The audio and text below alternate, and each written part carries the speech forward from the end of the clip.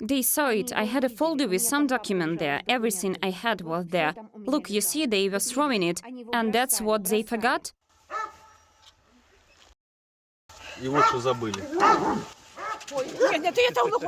Oh, I don't want even to touch it.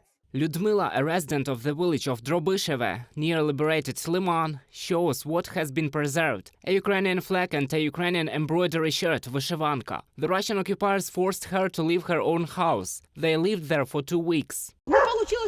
Well, it turned out this way. I have a 2-story house there at the end of the vegetable garden. I had everything there, electricity and heating, and I had a bomb shelter in the basement. Pensioners lived there. So I had to cook at home and then I had to carry it there. Well, I brought dinner, and while we were eating, my neighbors came in and said, "They are already taking over your house." Lyudmila remembers that during the counteroffensive by Ukrainian forces, the Russian occupiers escaped from the settlement by disguising themselves in civilian clothing on the move. They were people from Luhansk, they were the electricians, and then over 2 days there was already Russia. Right here, tank was standing and the birds had dropped them a gift. The neighboring village of Novoselivka was also under Russian occupation for more than 3 months. The 72-year-old Alexandra says that the Russian soldiers did not touch the women, but they detained the men and forced them to undress. They searched for patriotic tattoos on their bodies.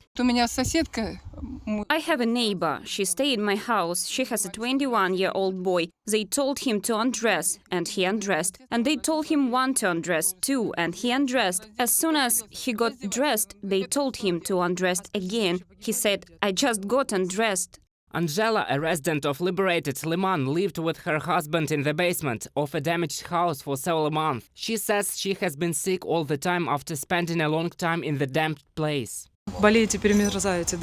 Getting sick, freezing. Are you? Sure, you have to wash laundry in cold water, wash dishes when you freeze and get cold. Are you used to that kind of life? It is difficult. Well, you know, I am already indifferent. Suddenly want to have electricity and heating in the apartment. I'm already tired of this basement. First you enter there clean, then you return with dirty hands, dirty face. Well, the electricity is promised. Well, yes, they say a couple of days and they will provide it to our house.